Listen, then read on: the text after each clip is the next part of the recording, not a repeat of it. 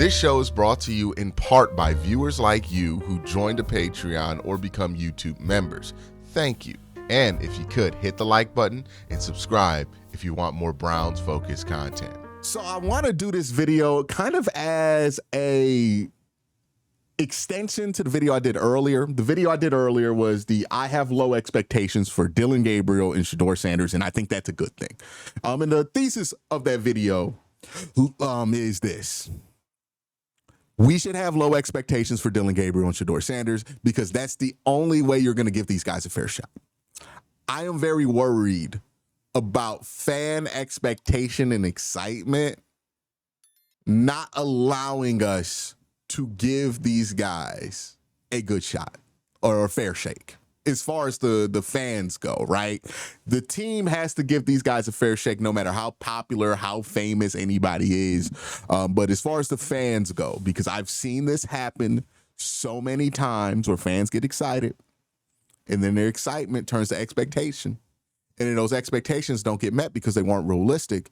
And then it's just vitriol released on all these guys. And of all the people, I think Dillon Gabriel is probably going to get it the worst, right? Because any kind of defense of Dillon Gabriel is met with outward hostility, just straight up. And people already didn't like that pick. So the second it doesn't look good, people are going to just straight up shit on that guy, right? But that's why I spent most of the video focusing on some of it on Shedeur, but some of it on Dillon, most of it on the kind of unique circumstances I think a guy like Dillon Gabriel is going to have to deal with. But Shedeur's side of that conversation, I felt like I didn't do enough justice in having because it is a unique conversation to be had. And the reason it's unique is this. Is Shedeur Sanders super famous? And the answer to that is kind of. Because there's no doubt there's a lot of media buzz around anything Shedeur Sanders does. There is an interest in Shedeur Sanders. I saw CBS Sports report his 5th round contract being signed, which is just the most non-news of all time, right? If you've watched the NFL for a while, you know that that's not a big deal whenever these rookies sign the contract. It doesn't matter. It's not negotiated anymore. It's small potatoes, right? But I saw Ian Rappaport post this and Adam Schefter. Like, people were treating it like Shedeur Sanders signed an extension. That's how you would, if you didn't know any better, you would think Shedeur Sanders negotiated that deal and signed an extension today. And the Browns guaranteed him to start. This dude who's probably 4th on the depth chart right now, right? So no doubt he's famous. But you got to ask the question, why is Shedeur Sanders famous? And I think people struggle with this one more than they need to, right? Because I saw on that same video where they were talking about Shedeur Sanders signing that 5th round contract. They were trying to justify it by saying, well, Shedeur Sanders is really popular, and he's popular because of his personality, and I had to stop the video right there because Shedeur Sanders is simply not famous because of his personality. This is not a Johnny Manziel situation where Johnny Manziel was such a force and such an incredible watch on television that he became a national star all by himself. Right? This wasn't about anybody connected to Johnny Manziel. It was about what that little dude was doing versus Alabama. Right? That was the whole premise of it.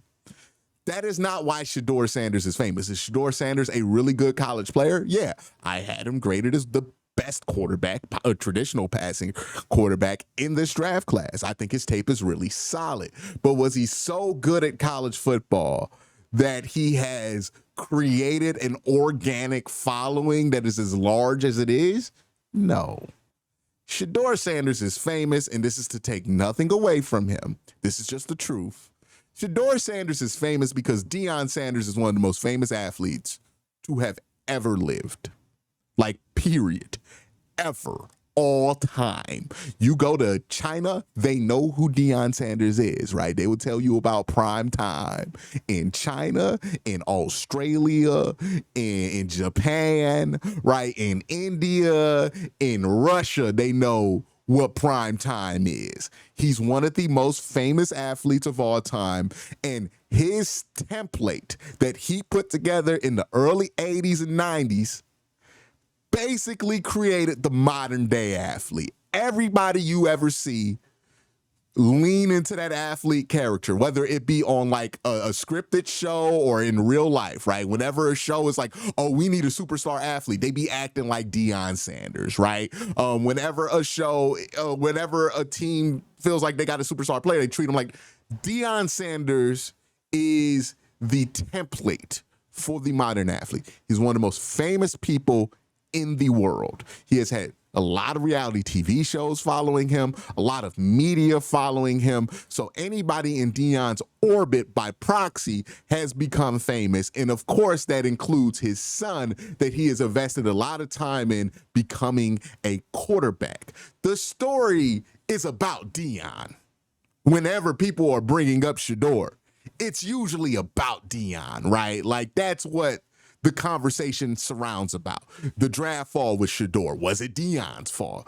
Whenever you look at a video, just go click on a video where Shedeur's doing anything, simply breathing. You're going to see people in the comments being like, man, I just love how good of a father Deion Sanders is. Because everything about this is about Deion. Whether people want to admit it or not.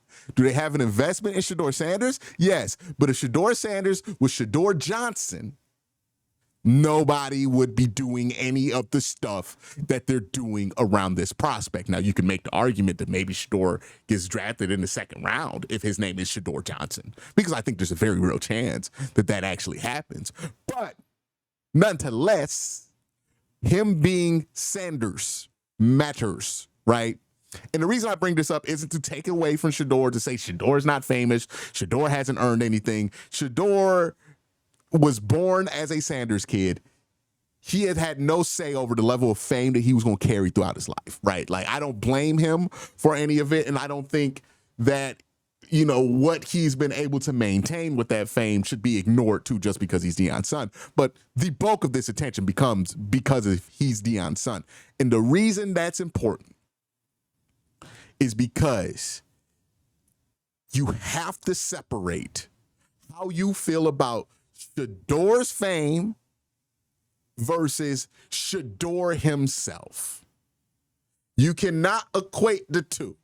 If you're mad at something Deion is doing, that does not mean you have to be mad at Shedeur. And this is going to be something that I can see being difficult for a lot of Browns fans. Browns fans traditionally do not love the superstar athlete archetype, right? You look at the athletes who are truly beloved in Cleveland, and it's not controversial. You'll never find a hater for this athlete. They're usually the more unsung guys. Joe Thomas, Joe Bitonio, Nick Chubb, right? Zydrunas Ilgauskas. These are the people who go triple platinum in Cleveland, right? The guys who don't go triple platinum in Cleveland are always, you just got to fight shit with them, right? With the fan base to get them to embrace. It's like LeBron, there's always some fight to embrace LeBron. There's always a fight to embrace Myles Garrett, right? Like these guys who command individual attention instead of, kind of shy away from that individual attention. And one point I think needs to be made about that is at some point we just got to let that go. I get why a lot of Browns fans don't love that, but let's be real here. If you want this team to be a championship contender, you're going to have to deal with some personalities that command attention eventually, because every Super Bowl team, for the most part, has one of those dudes, right? Whose attention might outsize their level of play, or whose attention might outsize their contribution to the team, or whatever it is. You want great players. That's something you have to deal with. And I think this is something Cleveland has to deal with and has to learn to embrace on some level.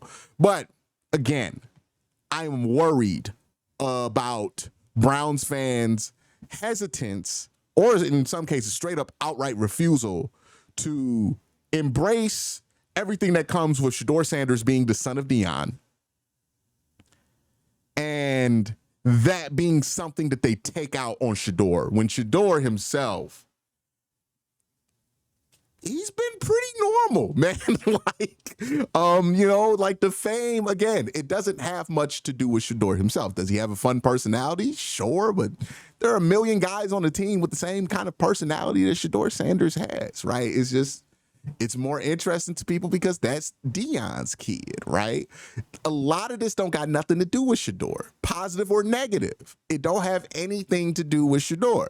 And that's why I'm going to try my hardest, and I'm going to try to help people who want to try their hardest to separate whatever you feel about the Sanders family, whatever you feel about the Sanders fame, whatever you feel about the amount of intrigue that's going to be on this team, that's not going to be very good because of all of that, from what is Shedeur actually doing?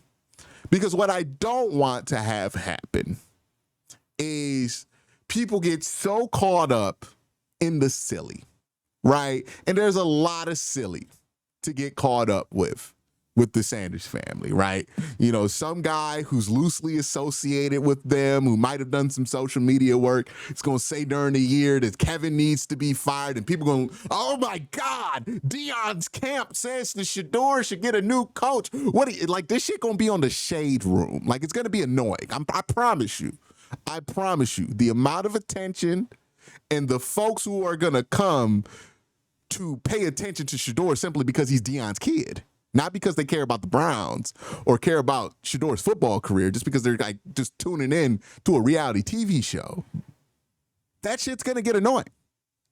You're going to be annoyed. Shedeur might be third on the depth chart, number one on trending. That's going to bug some people, right? And this is part of the reason why Shedeur fell in the draft, because this is kind of shit that NFL teams ain't trying to deal with. And that's my dilemma, right? Because that kind of stuff does matter. It does affect the team, but it really shouldn't affect my evaluation of Shedeur Sanders. But it kind of should a little bit, but it's got nothing to do with him. Like, Shedeur ain't gonna be on the shade room because anything he's doing, people might read into his body language a bit harshly or whatever it is. But there's going to be a lot of goofy that comes with just the people who really, really, really, really, really care about this Sanders family stuff. And that means people who love Deion Sanders and people who hate Deion Sanders. It's going to come from both ways, right? And the people who are going to be put in the crosshairs are Browns fans. Like, we going to be the ones who have to deal with all of this. And I don't know. Maybe this is more of like some videos, I have a lot of answers, right? This is not one of those videos where I have a lot of answers. I have more or less questions that I want the audience to really think about, because we're in this calm period, I think, before it really hits. And some people might not believe me. Some people might think I'm over exaggerating, but I'm pretty sure come September, October, we're going to see some of this stuff that I'm talking about that, again, has to do a lot with his fame, but he's not famous because he's famous himself. He's famous because his dad is famous. And that shouldn't affect your evaluation of him, right? It's going to be tough. Unless Shedeur grabs the reins game one and has a magical season with the Cleveland Browns week one on, there's going to be some silliness that we're going to deal with. There are going to be some rather goofy headlines you're going to have to deal with. It's important to remember this isn't going to be Shedeur is doing goofy shit. It's going to be people in the Sanders family industrial complex are doing goofy shit, right? Like, that's going to be where the goofy comes from. It's not going to necessarily be related to Shedeur, but he's going to be the face of it, which tends to have a lot of negative consequences for that person. And he didn't ask to be the face of it. It's going to be a tough spot. All I ask for the Browns, all I ask for Browns fans, those who are willing to be reasonable, is we understand that separation of why the fame is here and who's to, I don't want to say blame for the fame, but who the fame is about.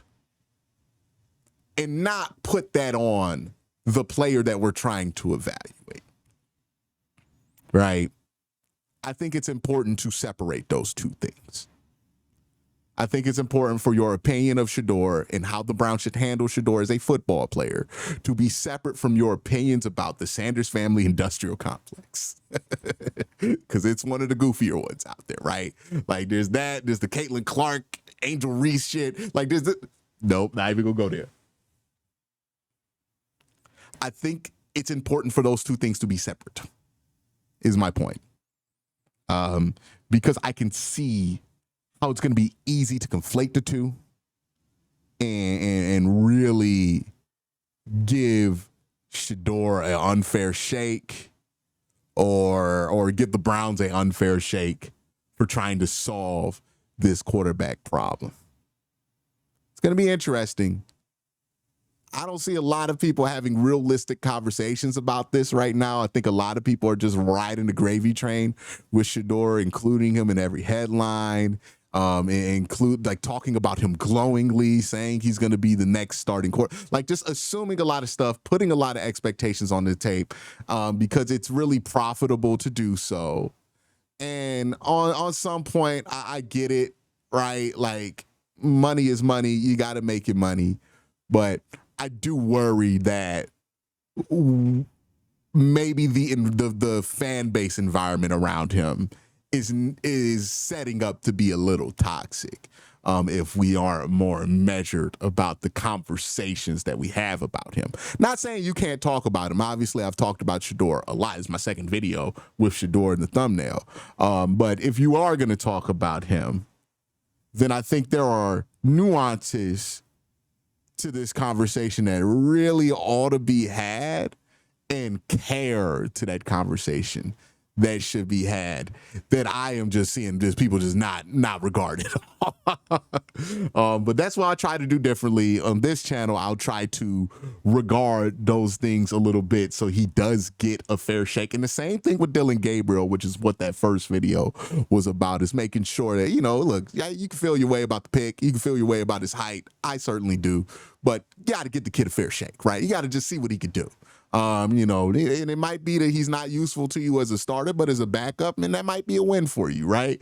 You know, have realistic expectations for a guy like Dillon Gabriel, and I think the same can be true for Shedeur Sanders, because as much as Shedeur Sanders is a fifth-round pick, none of the coverage around him feels like it's about a fifth-round pick, right? None of how people talk about him feels like we're talking about a fifth-round pick.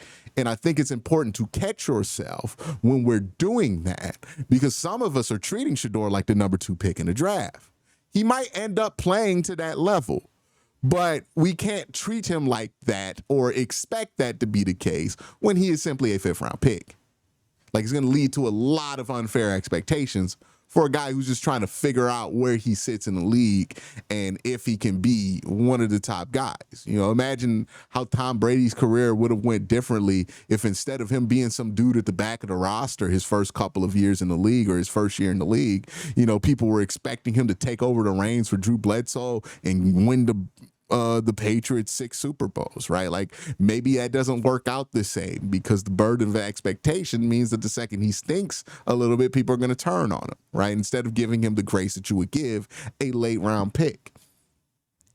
I am really worried about how the media in general has been talking and treating Shedeur, and the impact that's going to have when it comes time to actually play football, on his ability to get a fair shake, at least in the court of public opinion. Because, you know, I see a lot of reason to be nervous about that. That's all I'll say there. But let me know what you think, right? Are you as nervous about this as me? Do you think it matters that Shedeur's fame is separate from what he is individually doing, and that means that we should give him a different chance? Or do you think because this is going to come with him that you got to throw the baby out with the bathwater, right? Like, do you think that's one of those cases? I'm interested to see people have an actual full-on conversation about this, because it might be the case that Shedeur is really good at quarterback, and this is the dance we're going to have to do for a very long time. right? If Shedeur plays well, he's your quarterback for the next 10 years. This is going to be the dance that you have to do for a while because it's going to be a big deal. Really something to think about. You know, I'm interested. Let me know what you think in the comment section below. Have a great day. Have an even better night. Peace.